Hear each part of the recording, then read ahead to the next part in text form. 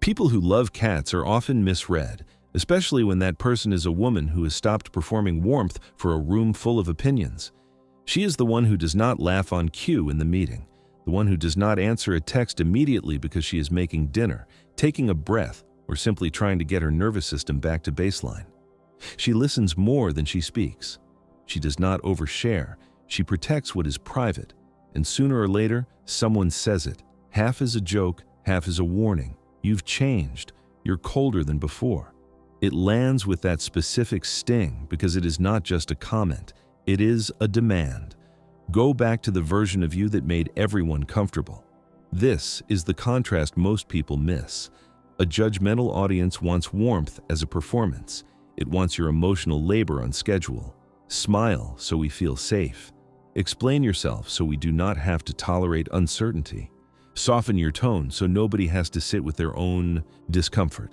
In that world, kindness becomes a job, and being easy to be around becomes a role you work over time to maintain. But a cat does not ask for any of that. A cat offers something rarer than praise. It offers presence without an agenda. It does not need you to be upbeat, chatty, or agreeable. It does not demand that you prove your goodness with constant access. It simply stays quiet and watchful, as if it understands a truth most humans forget. Peace is not something you perform. Peace is something you return to. Here is the question people almost never ask. What if the reason you love cats has nothing to do with being antisocial and everything to do with being done? Done over-explaining. Done managing the mood of the room. Done carrying invisible emotional labor that nobody names but everybody benefits from. Because when a woman starts setting boundaries, the world often panics. It calls her cold when she is actually recovering. It calls her distant when she is finally listening to her body. It calls her hard to read when she has stopped narrating her inner life for other people's comfort.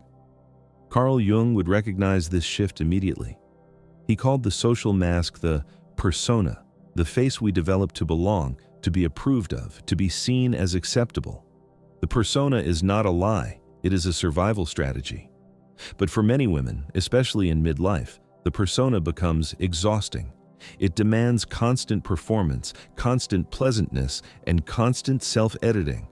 And that is when the mask begins to crack, not because you became selfish, but because your inner life grew stronger than the role you were trained to play. A cat, in a strange way, becomes a mirror for that cracking. It relates to you without needing your persona. It responds to your energy, not your resume. It rewards authenticity, not performance. And when you live with that kind of presence, you start bringing less of the mask into every other relationship. So no, this is not really about cats. It is about the woman who is no longer available for the old contract.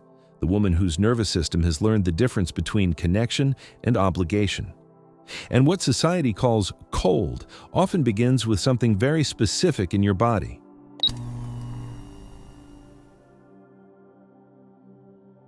By the time you close the car door, you can feel it in your shoulders first.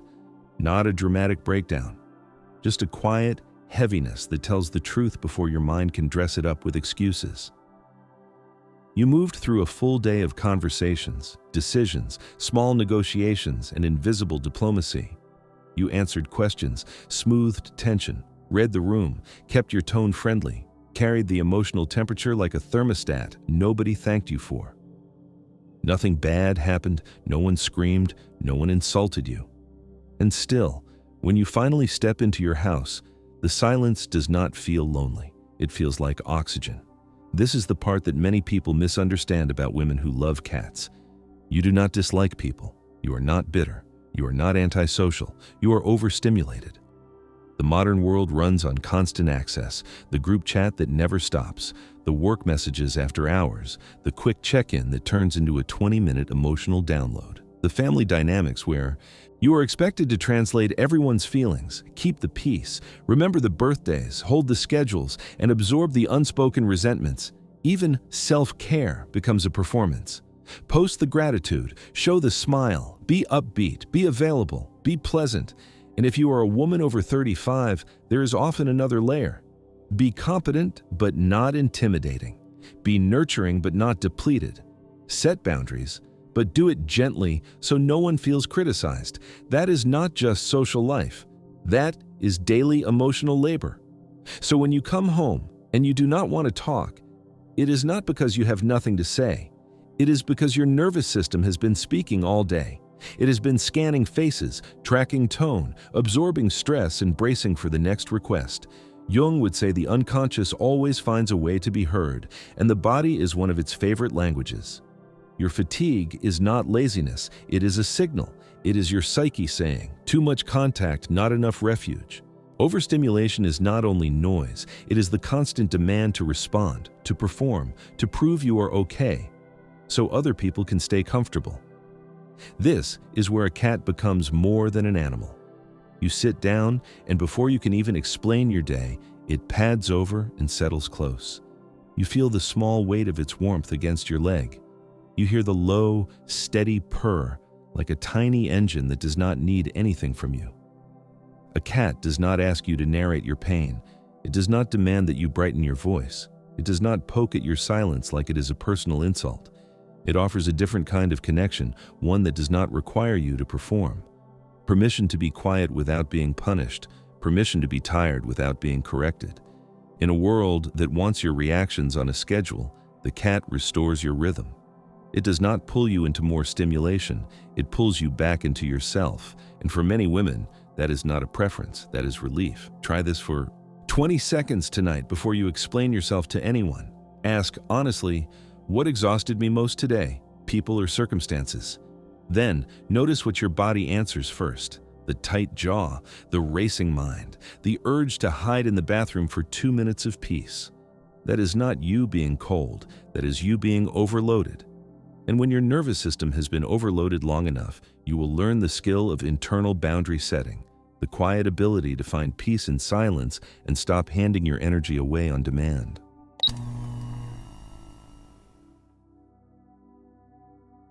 It often starts with something so small you almost miss it.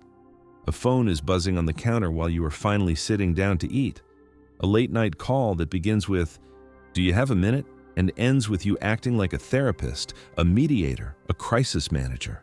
A family member who vents, spirals, and then feels better while you lie awake afterward with your chest tight, replaying the conversation like a courtroom transcript. For years, you might have told yourself this was love. This was being supportive. This was just what good women do. You were the one who always picked up, always explained, always apologized. You smoothed everything over so nothing broke. And people loved that version of you, not always because they valued you, but because you were useful. Then you slow down, not dramatically, just enough to breathe. You let a call go to voicemail because your nervous system is tired. You take an hour to respond to a text because you are driving or working or simply choosing peace. And suddenly, the story changes. Are you mad at me? Why are you being weird? You're so selfish lately. Or the classic line that sounds like concern but is really a leash. You're not like you used to be. It is shocking how quickly your humanity becomes a problem when you stop providing constant access. And if you are a woman over 35, you have probably lived this in more than one arena. In marriage, being easygoing quietly turned into doing most of the emotional labor. At work, being reliable turned into being on call for everyone else's stress. In a family, where being the strong one turned into never being allowed to need anything. And this is exactly where psychology becomes personal. Because the moment you stop performing, something inside you wakes up.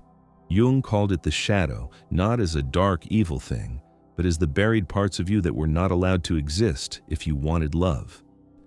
For many women, the shadow is not cruelty. It is firmness. It is the right to disappoint. It is the part of you that can say, "No, I can't do that," without writing a long explanation to earn permission. You were taught that boundaries make you unkind, that saying no makes you difficult, and that rest makes you selfish. So you hid your firmness. You wrapped it in politeness. You softened it into over-explaining. You apologized for needs you were allowed to have all along. But when your nervous system has been depleted long enough, the shadow rises, not as a tantrum, but as clarity. It is not sweet. It is not performative, it is clean. Survival requires limits, and the people who benefited from your limitlessness will test you the moment you change. They will push. They will guilt you. They will act confused because your boundary forces them to face something uncomfortable. They were used to your self-abandonment, so here's a simple script you can hold on to the next time someone tries to shame you back into the old role. Say it calmly. Say it once. I'm not pulling away. I'm protecting my energy. Then, notice what happens in your body when you stop negotiating. The tightness in your chest loosens, your jaw unclenches, your shoulders drop a fraction. You feel more air in your lungs. That is sovereignty. Not a wall, but a boundary that lets you breathe. And this is the bridge people rarely name. Once you can protect your energy, you stop confusing love with access. You stop calling guilt connection. You stop proving devotion by abandoning yourself. Boundaries do not make you less loving. They make your love cleaner, steadier, and more honest, because now it comes from choice, not pressure.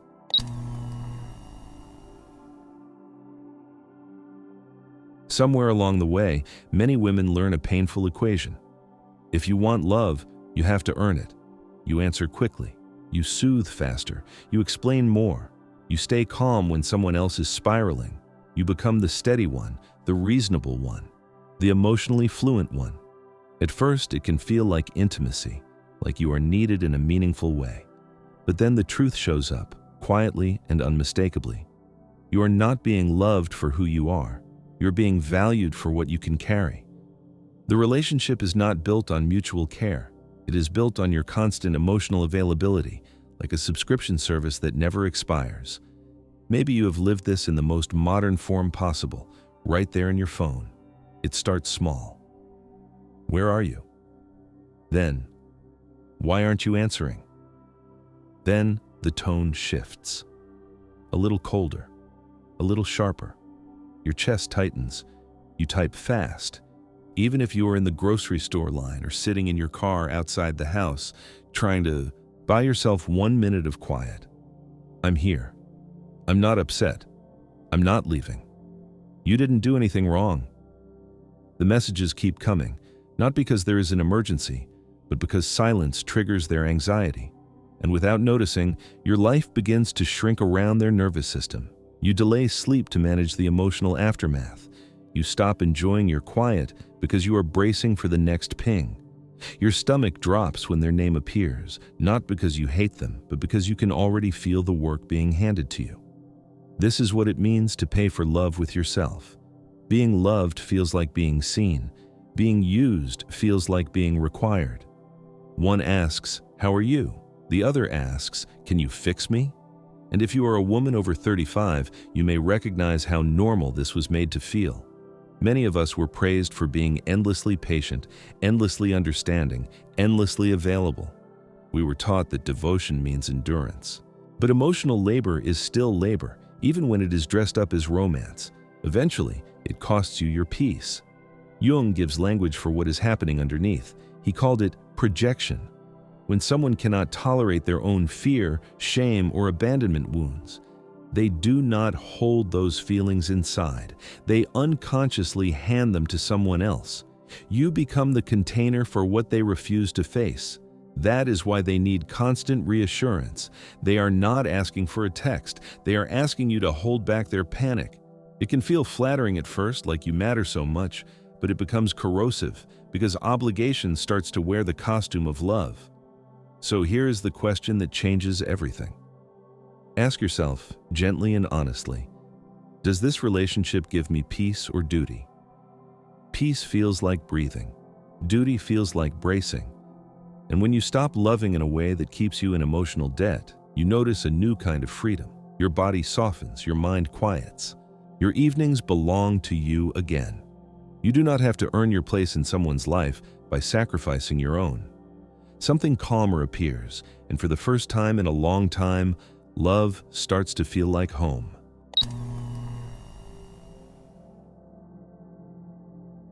Saturday morning looks different now. There is no frantic rush to fill the calendar, no reflex to say yes just so the silence does not catch you. You do not force a brunch you do not want, or a shopping trip you do not need, or a social plan that leaves you smiling on the outside and empty on the inside. Instead, you stay home. The house is quiet. The light moves slowly across the floor. You make coffee and actually taste it. You sit down and you do not explain yourself to anyone. And for the first time in years, the feeling that rises in your chest is not panic. It is something almost unfamiliar in its simplicity. You are okay. If you are a woman over 35, you know how radical that is.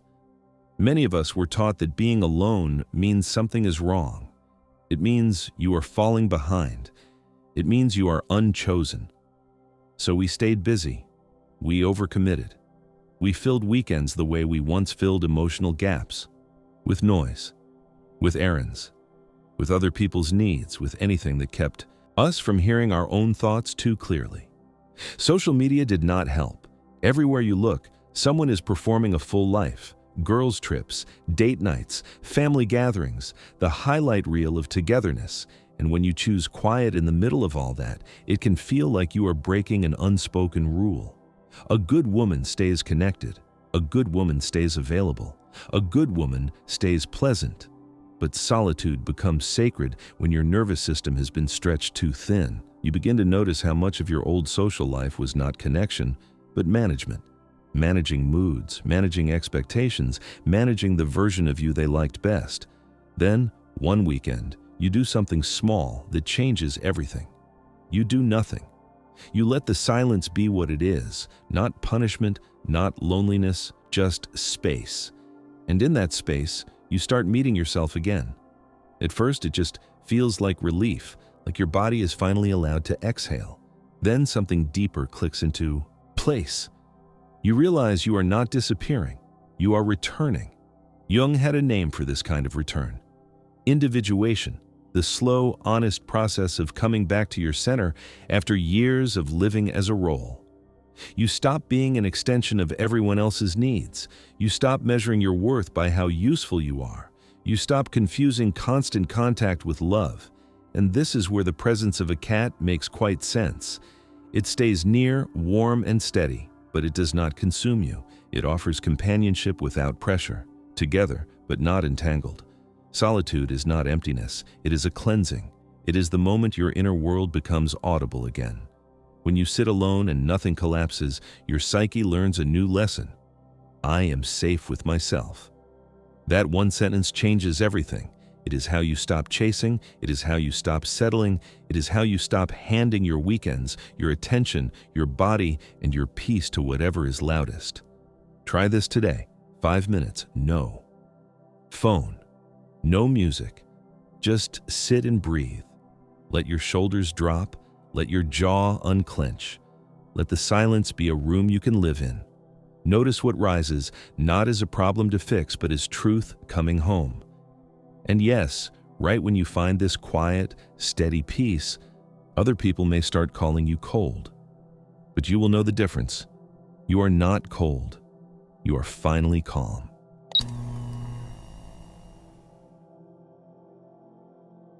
At some point, the story stops being about what other people think and starts being about what your body can live with. You look back and you see the pattern with new eyes. You were misread because you did not perform warmth on command.